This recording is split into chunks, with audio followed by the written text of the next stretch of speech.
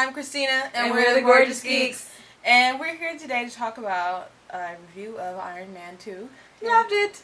I thought it was so good. It exceeded my expectations because, for one thing, I thought that they were going to. I thought they showed all the good parts in the movie. Well, actually, they showed a little too many good parts because there's some things in the trailer that I was looking forward to and it never even happened.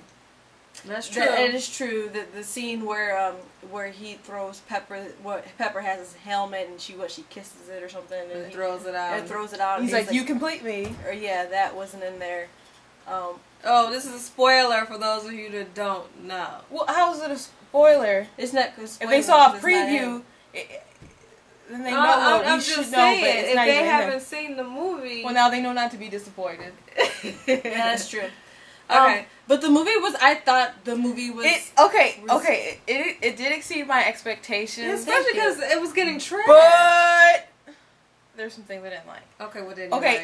If I was a regular moviegoer and I didn't know anything about the history, then I wouldn't have a problem. But because I do know some history, there are some things that bother me. Like, I kind of feel like they completely wasted Natasha.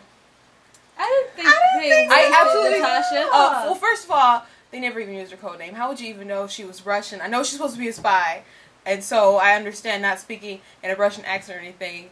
But what about in the donut shop? You couldn't even know who she was then?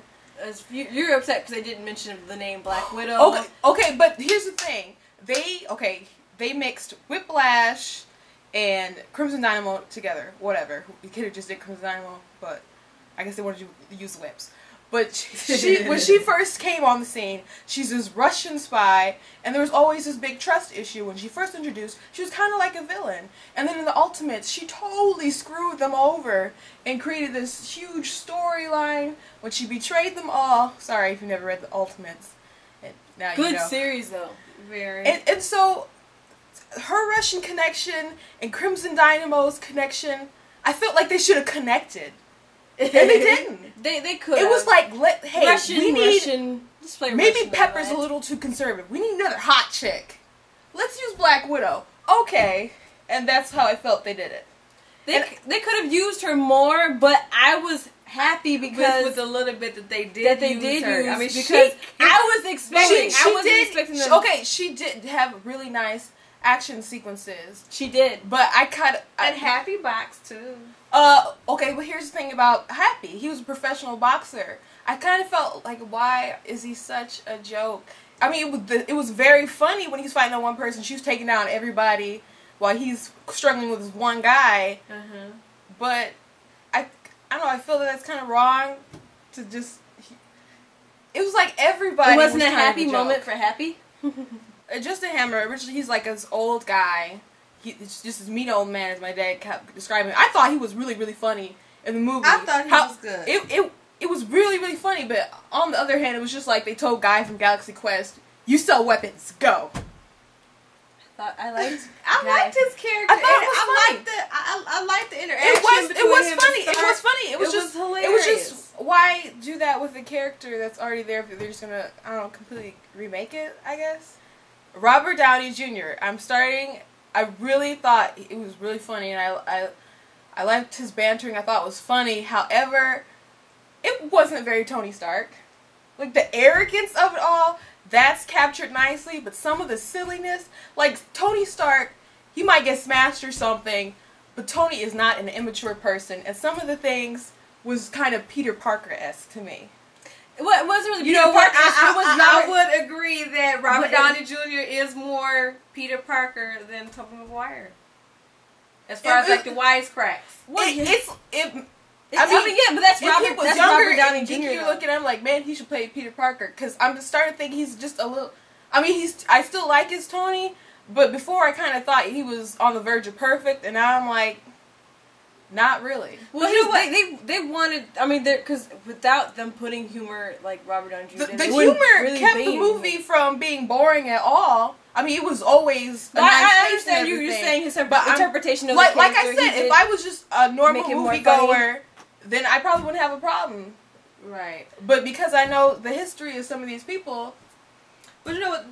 The thing that I noticed they do with sequels is that the things that was great in the first ones, they try to overdo it in the sequels. Like, Matrix. Oh!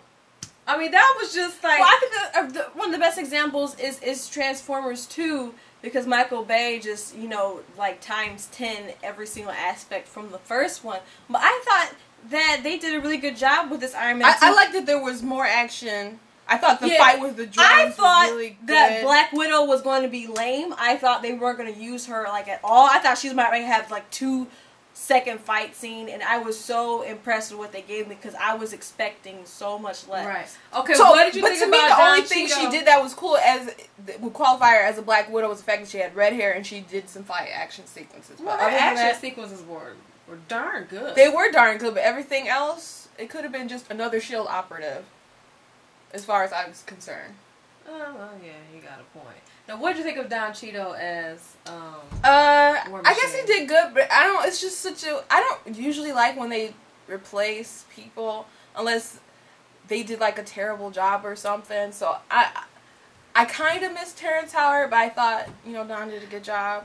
I thought he was more, maybe hardcore, I'm gonna kick your butt, I'm a soldier, but, I mean, Terrence was kind of more of his friend. Right. So Terrence Howard was more of like the buddy, like the drinking buddy, but Don Cheadle was more of like, you know, like the soldier. I think Don Cheadle could have played more of that, but I just don't think there was like there was time for that because there weren't any moments. There weren't any moments where he could have been, even if it was Terrence Howard. There weren't any moments in this sequel where it was like drinking buddy type thing, not to the end because they had like a conflict throughout most of the movie. Yeah, that's true. Another thing though, like the fight with the droid was cool, but when they finally got to Crimson Whip dude, whoever, because they never gave him a name, when he finally arrived in his armor, he like slapped him around with his whips, and then Don Cheadle and Robert Downey does some Kamehameha waves.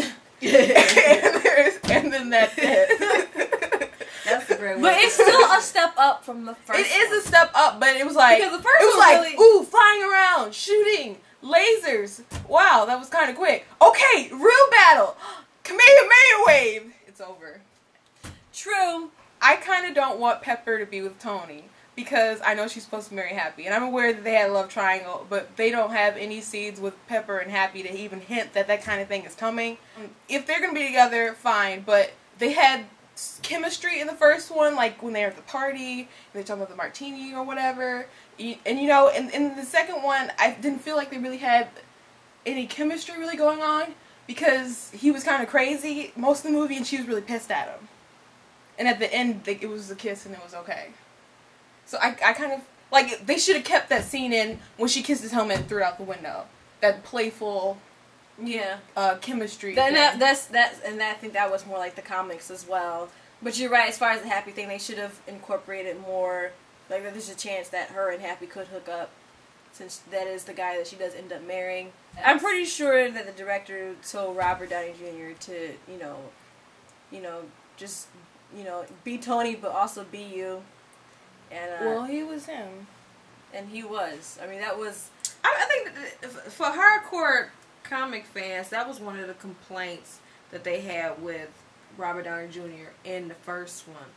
Because they said that he wasn't...